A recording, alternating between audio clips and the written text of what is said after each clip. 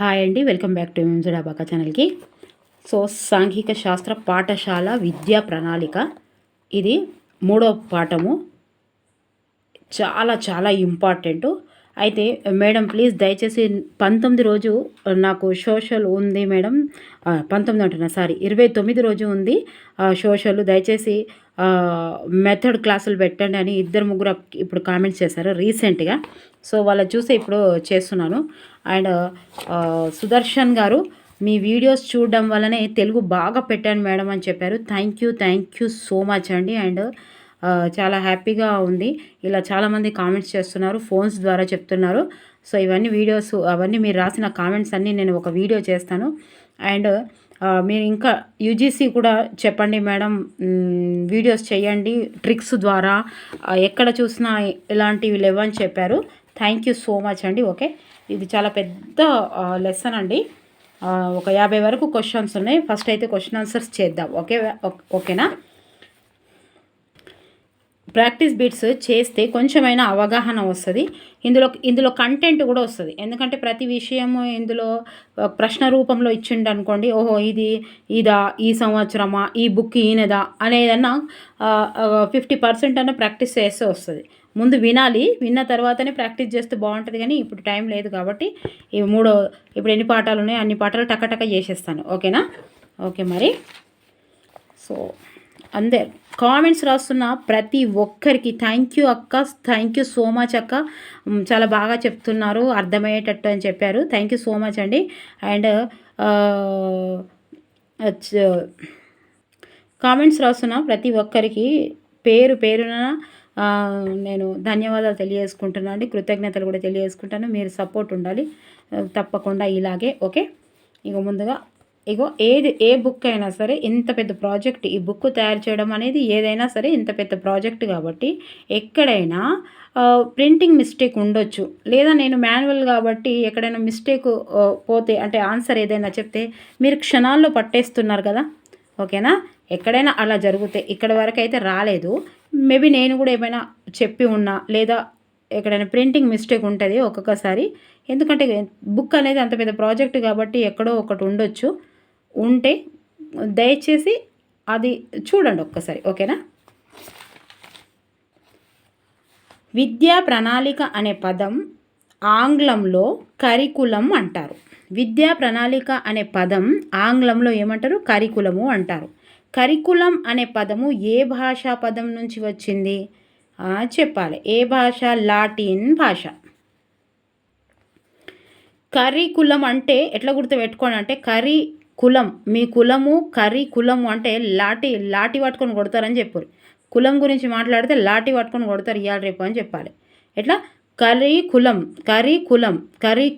కులం గురించి, కులం గురించి మాట్లాడితే లాటి పెట్టుకొని కొడతారని పెట్టుకోవాలి. గుర్తు వస్తుంది. ఇప్పటి వరకు కామెంట్స్ వచ్చాయి, మీ వాయిస్ నాకు ఎగ్జామ్ రాస్తుంటే మీ వాయిస్ నా చెవులలో గుంజుతుంది మేడం అని. ఓకేనా. ఇక్కడ కూడా వస్తాయి కులం అనే ఇస్తాడు మొత్తం. ఈ యొక్క కులం గురించి మాట్లాడినాం అనుకోండి, లాటి వాడతాయి, మరి లాటి దెబ్బలు పడతాయి అని గుర్తుపెట్టుకోవాలి. ఓకే. కర్రీ అంటే ఏంటిది? అంటే ఏంటిది చెప్పండి. రెండవది పరుగు పందెపు బాట. మరి లాటి పట్టుకొని కొడితే ఎటు పోవాలి? కర్రీ అనుకుంటే పరుగు పందాలు వేసుకుంటూ పోవాలి. కర్రీ బాగా తింటే పరుగు పందెంలో ముందు వస్తామని గుర్తుపెట్టుకోరు. పరుగు పందెపు బాట. కర్రీ బాగా తింటేనే బలం ఉంటుంది కాబట్టి పరుగు పందెము బాట కడతామని గుర్తుపెట్టుకోరు. ఓకే. తర్వాత విద్యార్థి మానసికంగా, శారీరకంగా, భావవేశంగా, ఆధ్యాత్మికంగా, నైతికంగా వికాసంగా చెందినట్లు చేసే పాఠశాల కార్యక్రమాల మొత్తంను విద్యా ప్రణాళిక అని నిర్వచించారు. ఎవరంటే నేను ఇట్లా గుర్తుపెట్టుకునేదాన్ని. నేను ఎట్లా గుర్తుపెట్టుకున్నా అంటే, కొక్కరకో అంటే కోడిని ముందు మానసికంగా, శారీరకంగా, భావవేశంగా, ఆధ్యాత్మికంగా, నైతికంగా వికాసం చెందినట్లు చేసి ఆయన కూర వండుకొని తింటామని గుర్తుపెట్టుకున్నా నేను. శుద్ధం ఆన్సరు 2 కరెక్టే. క్రో అంటే ఏంది?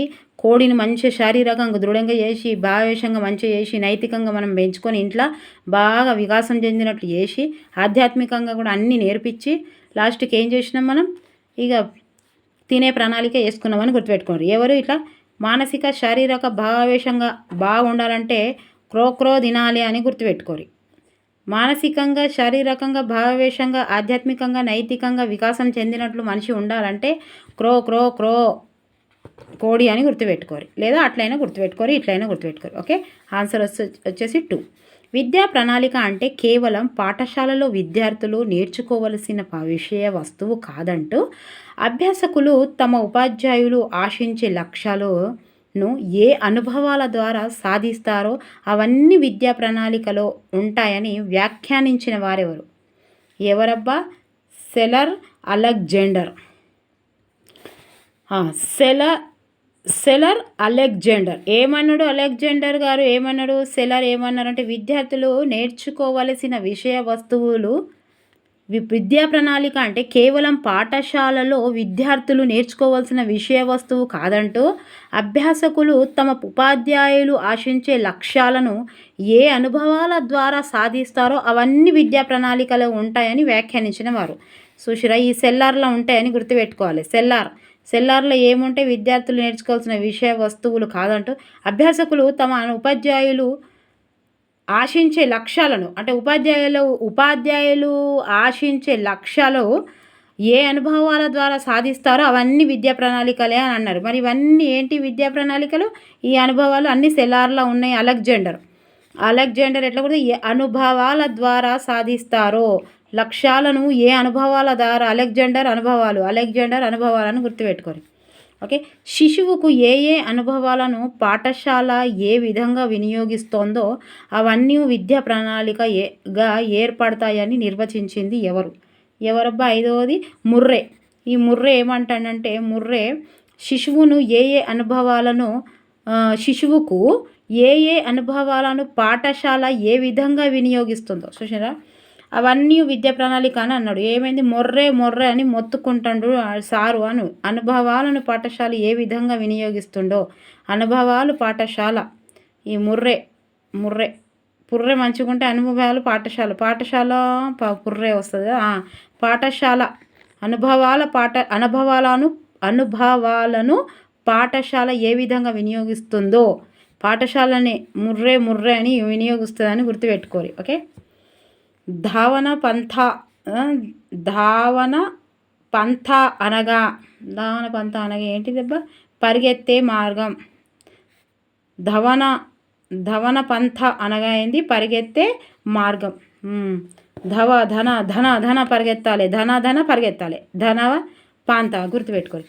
పాఠశాలలో సాంప్రదాయంగా బోధించే విద్యాపరమైన విషయాలు మాత్రమే కాదు, పాఠశాలలో తరగతి గదిలోను, గ్రంథాలయంలోని, ప్రయోగశాలలోని, వర్క్షాప్లోని, ఆట స్థలాల్లోని విద్యార్థికి అందించే కార్యక్రమాలే విద్యా ప్రణాళిక అని పేర్కొన్నది ఎవరంటే 1వది సెకండరీ విద్యా కమిషన్. పాఠశాలలో సాంప్రదాయంగా బోధించే విద్యాపరమైన విషయాలు మాత్రమే కాదు, పాఠశాలలో తరగతి గదిలోను, గ్రంథాలయాల్లోని, ప్రయోగశాలల్లోను, వర్క్షాపుల్లోను, ఆట స్థలాల్లోని విద్యార్థికి అందించే కార్యక్రమాలే విద్యా ప్రణాళిక అని పేర్కొన్నది ఎవరు? చూడండి, సెకండరీ విద్యా కమిషన్ గుర్తుపెట్టుకోవాలి. ఓకే, విద్యా ప్రణాళిక రూపొందించేటప్పుడు జాకబ్సన్ ఏ అంశాలను పరిగణనలోకి తీసుకోవాలని సూచించాడు? ఏదబ్బా? పైవన్నీ విద్యార్థి స్వభావం, సమాజ స్వభావం, విషమ స్వభావం. ఓకే, పైవన్నీ. విద్యా ప్రణాళిక నిర్మాణ సూత్రం ఏది? 4వది పైవన్నీ అంటే శిశువు కేంద్రీకృతం. విద్యా ప్రణాళిక నిర్మాణ సూత్రం. విద్యా ప్రణాళిక అనేది నిర్మాణ సూత్రం. దాంట్లో ఎవరు? శిశువు కేంద్రీకృతం. ఉపయోగిత సూత్రం, సృజనాత్మక సూత్రం. ఓకే, పైవన్నీ. సాంఘిక శాస్త్ర బోధనలో 10 మౌలిక అంశాలను సూచించినది ఎవరబ్బా? 1వది 1986 జాతీయ విద్యా విధానం గుర్తుపెట్టుకోవాలి. ఓకే, 10 అంశాలు 1986 జాతీయ విద్యా విధానం చెప్పింది. 10 మౌలిక అంశాలలో ఒకటి కానిది ఏది? మరి 10 మౌలిక అంశాలు చూద్దాం ఒక్కసారి. సాంఘిక శాస్త్ర బోధనలో 10 మౌలిక అంశాలు చూద్దాం. ఇది ఒక్కసారి చూద్దాము. రాష్ట్ర జాతీయ విధానంపై ఆధారపడి సాంఘిక శాస్త్ర విద్యా ప్రణాళిక 1986 జాతీయ విద్యా విధానం 10 మౌలిక అంశాలను సూచించింది. ఏది? కోర్ కరిక్యులర్ ఏరియాస్ అని చూపించింది. సాంఘిక శాస్త్ర విద్యా ప్రణాళిక మౌలిక అంశాలు చూద్దాం. మన దేశ సంస్కృతి సాంప్రదాయాలు. ఈ మౌలిక అంశాలు కాని దాన్ని అక్కడ అడగడు కదా, ఇక్కడ చూసి చెప్దాం. 10 మన దేశ సంస్కృతి సాంప్రదాయం. ఓకే, సాంఘిక శాస్త్ర విద్య ప్రణాళిక మౌలిక అంశాలు. భారతదేశ స్వాతంత్రోద్యమ చరిత్ర, సమానత్వము, ప్రజాస్వామ్యము, సామ్యవాదము, లౌకిక. ఇప్పుడు అడుగుతా నేను క్వశ్చన్ చెప్పాలి. మన రాజ్యాంగంలో ప్రాథమిక హక్కులు, విధులు, స్త్రీ పురుష సమానత్వము, పర్యావరణ పరిరక్షణ, సామాజిక అవరోధాల తొలగింపు, చిన్న కుటుంబం భావన కలిగి ఉండటం, జాతీయ సమైక్యత సమగ్రతను పెంపొందించడం, శాస్త్రీయ దృక్పథాన్ని వైఖరులను పెంపొందించడం. ఓకే, కేంద్ర ప్రభుత్వం కార్యాచరణ పథకం NCF జాతీయ విద్యా ప్రణాళిక చట్టం 2005, రాష్ట్ర విద్యా ప్రణాళిక చట్టం 2011 సాంఘిక శాస్త్ర విద్యా ప్రణాళిక గురించి అనేక సూచనలు ఇవ్వడం జరిగింది. ఇవి అన్నీ కూడా సాంఘిక శాస్త్ర స్థాయికి పెంచడానికి కృషి చేస్తాయి. ఇది కూడా అడగవచ్చు. ఇవి మొత్తం చూసుకున్నారు కదా, మరి ఏంటి ఆన్సర్ చూద్దాం. ఏంటిది ఇప్పుడు? సమాజంలో సత్సంబంధాలు, స్త్రీ పురుష సమానత్వం, సామాజిక అవరోధాల తొలగింపు, చిన్న కుటుంబ భావన. ఏదబ్బా లేని దీనిలో ఒక్కటోది సమాజంలో సత్సంబంధాలు, ఒకటి కానిది. ఓకే, ఇందులో ఒకటి కానిది ఇది. తర్వాత భారత రాజ్యాంగము ప్రకారంగా విద్య రాష్ట్ర జాబితాలో ఉన్నందుకు రాష్ట్రాలు అన్నీ తమకు నచ్చిన విధానాన్ని పాటించేవి. అయితే ఉమ్మడి జాబితాలో విద్యను ఏ సంవత్సరంలో చేర్చారు? ఏ సంవత్సరంలో చేర్చిరబ్బా? 1976లో. సో 1976లో ఉమ్మడి జాబితాలో విద్యను ఏ సంవత్సరంలో చేర్చినారు? ఉమ్మడిగా అంటే 1976లో. 76 ఎవరైనా డేట్ ఆఫ్ బర్త్ ఉన్నా కానీ ఎవరైనా వేరే వాళ్ళదైనా కూడా గుర్తుపెట్టుకోరు. 76 ఈ 6 ఎట్లా గుర్తుపెట్టుకుంటారంటే, ఈడ ఉమ్మడి జాబితాలో అంటే అమ్మడి అని గుర్తుపెట్టుకోరి, అమ్మడి అంటే 6 అని గుర్తుపెట్టుకోరి. ఇగో 2 అంటే రాదు, 6 5 అయితే రాదు, 6 ఉమ్మడి అమ్మడి 6. ఓకే, అమ్మడి 6, అమ్మడి అంటే 16 ఏళ్ళ వయసు అని గుర్తుపెట్టుకోరు. 6 76 గుర్తుంటుంది. విద్యార్థి కేంద్రీకృత ప్రణాళికకు ఎక్కడ ప్రాధాన్యత ఇచ్చారు? ఎక్కడ ఇచ్చారు ప్రాధాన్యత? 1986 NEPలో ఇచ్చారు. ఓకే, విద్యా ప్రణాళిక నిర్మాణం కోసం NCF 2005 జారీ చేసిన మార్గదర్శకం ఏదబ్బా? 4వది. పై అన్నీ అట చూద్దాం. జ్ఞానాన్ని పాఠశాల వెలుపల జీవితంలో అనుసంధానం చేయటం, బట్టి విధానాలను స్వస్తి పలికే అభ్యాసన అర్థవంతంగా జరిగేటట్లు చేయడం, పిల్లల సమగ్ర అభివృద్ధికి కృషి చేయడం. ఓకే, తర్వాత భారరహిత అభ్యాసనంపై నివేదిక సమర్పించినది ఎవరు? 3వది 1 2 Yashpal committee, NCF 2005. Okay, Yashpal committee వీళ్ళిద్దరు భారరహిత అభ్యాసనంపై నివేదిక సమర్పించినది. Okay, Yashpal NCF 2005. సాంఘిక శాస్త్ర హోదా మిగతా అన్ని సబ్జెక్టుల స్థాయికి పెంచాలని నిర్ణయించింది ఎవరు నిర్ణయించారు? 2వది NCF 2005. స్థానిక అవసరాలను పాఠ్య ప్రణాళికల్లో చేర్చడానికే అవకాశం కల్పించినది ఎవరు? 3వది 1 2 NCF 2005, APSCF 2011. ఓకే, ఇవి 2 ఏమన్నాయి? స్థానిక అవసరాలను పాఠ్య ప్రణాళికలో చేర్చడానికి అవకాశం కల్పించినది ఎవరు? వీళ్ళిద్దరే. ఓకే, విద్యా ప్రణాళిక వ్యవస్థీకరణ సోపానాలు ఏవి? 4వది. పై అన్ని. లక్ష్యాల నిర్ధారణ, అభ్యాసన అనుభవాల ఎంపిక, మూల్యాంకన సాధనాలు. వివిధ రకాలైన బాలబాలికల శక్తి సామర్థ్యాలను, అభిరుచులను, భావోద్వేగ కళాత్మక సామర్థ్యాలను అనుగుణంగా విషయాలన్నీ వ్యవస్థీకరించే ఉపగమనం ఏది? 1 మనోవైజ్ఞానిక ఉపగమనం. మనోవైజ్ఞానిక శాస్త్ర సూత్రము ఏది? 4వది. పైవన్నీ. మూర్త అమూర్తం, సులభం కఠినం, భౌతిక అభౌతిక. ఓకే, మనోవైజ్ఞానిక శాస్త్ర సూత్రం. మనోవైజ్ఞానిక ఉపగమనంలోని ప్రధాన లోపం ఏది? ఒకటవది వైయక్తిక భేదాలను పరిగణలోకి తీసుకోవు. లోపం ఇది, తీసుకోవట. ఏ అంశాన్ని తెలుసుకోకపోతే మరొక అంశము సరిగ్గా అవగాహన చేసుకోవడం సాధ్యం కాదో ఆ అంశాన్ని మొదట విద్యార్థులకు బోధించి ఆ తర్వాత తదుపరి అంశాలను బోధించే పద్ధతి ఏది? రెండవది తార్కిక పద్ధతి. గాంధీ గొప్పతనం, శివాజీ పరాక్రమం, అక్బర్లో మత సహనం బోధించడం ద్వారా విద్యార్థులు ఏ రంగానికి ప్రభావితం చేయవచ్చు? ఏది? భావావేశ రంగం. ఏకకేంద్ర వృత్తాకార రీతి పద్ధతిలో కనిపిస్తుందాను. ఏకకార వృత్తాకార రీతి పద్ధతిలో ఒక దోషం ఏది? 4వది పైవన్యు. విసుగు ఏర్పడడం, సమయం వృధా అవసరం, కొత్తదనం లోపించడం. ఏ శాస్త్రం కూడా ప్రథమ స్థాయిలో బోధించకూడదు అనే సూత్రంపై ఆధారపడిన పద్ధతి. ఏ శాస్త్రం కూడా ప్రథమ స్థాయిలో బోధించకూడదు అనే సూత్రంపై ఆధారపడిన పద్ధతి ఏది? ఒకటవది వర్తులాకార పద్ధతి. ఏ ఉపగమనం ఒక తీగ చుట్టను పోలి ఉంటుంది? ఒకటోది సర్పిలాకార పద్ధతి. విద్యార్థిలో అభ్యసన అనుభవాలను మూలాధారాలు ఏవి? 4వది పైవన్యు. గృహము, పాఠశాల, సమాజం, సమవయస్కుల భేదము, పైవన్యు. ఎడ్గెల్ అనుభవ శంకులో చివరిగా ఉండే అంశం ఏది? 4వది ప్రత్యక్ష అనుభవం. మనోవైజ్ఞానిక అమరిక యొక్క సుగుణం ఏది? 4వది పైవన్యు. విద్యార్థి కేంద్రీకృతం, అవసరాలు, సామర్థ్యాలు దృష్టిలో పెట్టుకోవడం, పునరభ్యాసన అనుసరించే పునశ్చరణకు అవకాశం ఉండడం. అంశ పద్ధతిలోని లోపాలు సవరించే పద్ధతి ఏది? 2వది వర్తులాకార పద్ధతి. కాలానికి ప్రాధాన్యత ఇచ్చే పద్ధతి ఏది? 4వది కాలక్రమ రీతి. జరిగిపోయిన కాలానికి సంబంధించిన విషయాలను బోధించే పద్ధతి ఏది?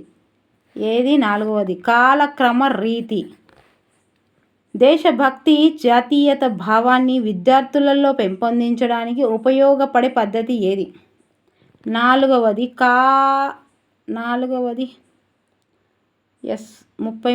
4వది కాలక్రమ రీతి. దేశభక్తి, జాతీయత భావాన్ని విద్యార్థులు పెంపొందించడానికి ఉపయోగపడే పద్ధతి ఏది? చూద్దాం ఒక్కసారి. ఇదిగోండి 33వది 4 ఉంది.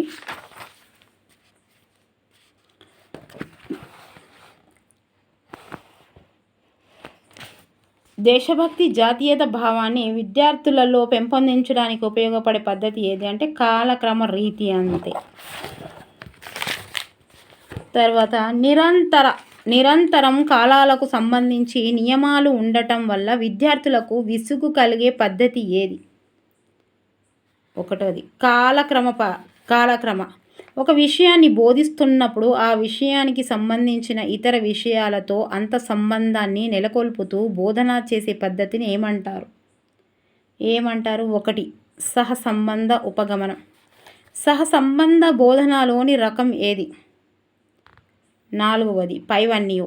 అంతర్గతంగా ఏర్పడే సహసంబంధం, పాఠ్య విషయ సహసంబంధం, బహిర్గత సహసంబంధం. ముంబై చుట్టుప్రక్కల పండే పంటలకు, అక్కడ ఉండే నేలలకు, శీతోష్ణ స్థితికి, వాణిజ్యమునకు రవాణా మొదలైన అంశాలను బోధించే పద్ధతి ఏది? 2వది బహిర్గత సహసంబంధం. ఒక అంశాన్ని తీసుకొని దానిని సంబంధించిన అన్ని విషయాలను ఒక తరగతికి చెందిన విద్యా ప్రణాళికలో పొందువచ్చే విధంగా రూపొందించబడిన పద్ధతి ఏది? 2 అంశ రీతి. యూనిట్ పద్ధతి ఏ మనస్తత్వ శాస్త్రవాద ఆధారంగా రూపొందించబడినది? గెస్టాల్ట్. యూనిట్ పద్ధతి ఏ మనస్తత్వ శాస్త్రవాద ఆధారంగా? గెస్ట్ యూనిట్ అని గుర్తుపెట్టుకోండి. గెస్టులు వస్తే యూనిట్ గెస్ట్ యూనిట్ అని గుర్తుపెట్టుకోండి. ఏ మనస్తత్వ శాస్త్రవేత్తలు మానవ ప్రవర్తన ప్రవృత్తులను మొత్తంగా పరిశీలించాలని ప్రతిపాదించారు. ఇక్కడ ప్రతిపాదించే 1 గెస్టాల్ట్ పరస్పర సంబంధం గల ఒక సుదీర్ఘ సబ్జెక్టుకు విషయాన్ని యూనిట్ అని పేర్కొన్నది ఎవరబ్బా? 2వది ప్రెస్టన్. ఒక పరిసరానికి కానీ శాస్త్రానికి కానీ కళకు ప్రవర్తనకు కానీ సంబంధించిన ముఖ్యమైన సమగ్రమైన భాగమే యూనిట్ అని నిర్వచించింది ఎవరు? Henry Morrison. ఉపాధ్యాయునికి అవసరమైన విస్తృత సమాచారాన్ని అందించే యూనిట్లు ఏవి? 1 వనరులు. నిర్మాణాత్మక యూనిట్లను రూపకల్పన చేసినవారు? 1 జోన్స్. నిజ జీవిత భాగాన్ని తరగతి గదిలోకి దిగుమతి చేసుకున్నట్లుగా భావించబడే యూనిట్ ఏది? 3 అనుభవ ప్రాముఖ్యము. యూనిట్ పద్ధతి సోపానాల రూపకర్త ఎవరబ్బా? మొరిసన్. యూనిట్ పద్ధతి సోపానాలట. సోపానాలు మొరిసన్. సోపానాలు ఎవరిది? యూనిట్ది. విద్యార్థులలో గ్రంథ పఠనము, నియోజనాలు, సమస్య పరిష్కారము వంటి కృత్యాలు ఏ సోపానంలో నిర్వహించబడ్డాయి? 47. 3 సాంశీకరణ. విద్యార్థులందరూ కలిపి బోధన అనంతరం తాము గ్రహించిన విషయాలను క్రమపద్ధతిలో క్రోడీకరించినందుకు ఏమంటారు? 2 వ్యవస్థీకరణము అంటారు. యూనిట్ పద్ధతిలో గల ప్రధాన లోపం ఏదబ్బా? 49. 4 ఎస్ 49. 4 పైవన్యం అంటే ముఖ్య తేదీలు, స్థలాలు, నూతన పదాలు మరుగున పడతాయి. బోధన ఉపకరణాలు సమకూర్చుకోవడంలో సాధ్యం కాదు. ఉపాధ్యాయులకు ప్రత్యేక శిక్షణ లేకపోవడం. యూనిట్ పద్ధతిలో గల ప్రధాన లోపం ఏది? పై అన్ని లోపాలేనట. ఇది ఒక్కసారి చూడండి. తర్వాత నెక్స్ట్ లెసన్ వచ్చేసి సాంఘిక శాస్త్రము బోధన వ్యూహాలు. అన్ని లెసన్స్ కరెక్టే ఉంటాయి, అన్నీ ఇంపార్టెంటే ఉంటాయి. నెక్స్ట్ వీడియో చేస్తాను 4th lesson. Thank you for watching. 20 minutes video చూస్తే 1 మార్కు 2 మార్కులు పక్కానే. ఇట్లనే కంటిన్యూ చేసుకుంటా పోతా. చేయమంటారు కదా, సోషల్ కూడా చేసేనే ఉద్దేశం ఉంది. 29 అన్నారు కదా, ఎస్ 29 వరకు నేను సోషల్ అన్నీ చేసే ప్రయత్నం చేస్తాను. ఇంకా థ్యాంక్ యూ సో మచ్ అండి ప్రతి ఒక్కరికి. మీరు ఎగ్జామ్స్ నా వల్ల బాగా రాసిరు అని అంటే నేను జీవితం ధన్యమైనట్టే. అది కూడా రవ్వగింజంత. 2 క్వశ్చన్స్ వచ్చినా కూడా, 2-3 క్వశ్చన్స్ కూడా మనము విన్ అయ్యి ఒకరు చెప్పినవి వస్తే చాలా హ్యాపీగా ఫీల్ అవుతాము. థ్యాంక్ యూ సో మచ్ అండి అందరికీ పేరున. కానీ లైక్ చేయాలబ్బా, లైక్ చేయడం మర్చిపోతుర్రు మీరు. మేడం మీరు చాలా మంచోళ్ళు మేడం, మీ ఆరోగ్యము ఇట్లా ఉన్నా కూడా మా కోసం కష్టపడుతున్నారంటే లక్ష్యం గట్టిగా ఉండాలండి. లక్ష్యం గట్టిగా ఉంటే పని చేపిస్తుంది. లక్ష్యం లేనోడికి పని చేయడు. అరుగుల మీద కూర్చుంటాడు, సోఫాల మీద కూర్చుంటాడు, కుర్చీల మీద కూర్చుంటాడు. కుర్చీలో కూర్చొని అరుగుల మీద కూర్చొని అరుగులు అరుగుతాయి. కానీ ఇంకేది కాదు. నీ లక్ష్యం ఉండాలి కరెక్ట్గా. ఆ లక్ష్యం అసలు ఉంటేనే ఆ పని చేపిస్తుంది. అది కూడా గట్టి లక్ష్యం ఉండాలి, వాళ్ళు వీళ్ళు చెప్పినాయి కాదు. ఓకేనా? మరి నచ్చితే లైక్ చేయాలి ప్లీజ్. దయచేసి ఒక్క లైక్ చేయండి. అది యూట్యూబ్ రూల్ అండి బాబు. మీరు లైక్ చేయడం వల్ల ఆ వీడియో దూరం పోతుంది. అంటే మన లక్ష్యం మనం చెప్పుకున్న ఫ్రీగా ఇస్తున్నాం కాబట్టి చాలామంది పోవాలన్నట్టు. పైసలు ఇస్తేనేమో పబ్లిసిటీ చేసుకోవచ్చు. గట్లా ఇంకా గట్లా ఇవి వచ్చినాయి మొత్తం నేనే వచ్చినాయి అవి అనుకోవచ్చు. ఎవరు కష్టపడితేనే వస్తాయి అవి. ఎంత చెప్పినా వినే అంటే గుర్రాన్ని నీటి వరకు వెళ్ళగలము కానీ ఆ నీటిని తాగించలేము అనేది ఎవరు చెప్పుర్రి? చెప్పాలి. మనం చెప్పుకున్నాం ట్రిక్ ద్వారా. సో అయితే ఎవరైనా అంతే కదా, మనల్ని మోటివేట్ చేయగలం, అవన్నీ చేయగలం. కానీ తనకు కూడా ఆసక్తి ఉండాలి కదా, రాయాలని, ఎగ్జామ్ రాయాలి, నేను పాస్ కావాలి, టెట్ పాస్ కావాలి, డిఎస్సి రావాలనే ఆసక్తి ఆయనకి ఉండాలి కదా. సో అందుకే ఎవరైనా వ్యక్తి తప్పకుండా కర్త అనేవాడు కష్టపడాల్సిందే. మరి ఎప్పుడు ఆలోచించకుండా దయచేసి చూడగానే వీడియో 2 నిమిషాల వీడియో చూడగానే లైక్ చేయడం మాత్రం మర్చిపోవద్దు. ఓకేనా? ఇది చూస్తున్నప్పుడు కూడా ఫస్ట్ లైక్ చేయండి, తర్వాత కామెంట్ రాయండి. నచ్చితే లైక్ చేయాలి, సబ్స్క్రైబ్ చేయాలి, షేర్ చేయాలి. Thank you for watching. Exam రాసే వాళ్ళందరికీ, రేపు ఎగ్జామ్ రాసే వాళ్ళకి ప్రతి ఒక్కరికి ఆల్ ద బెస్ట్ అండి.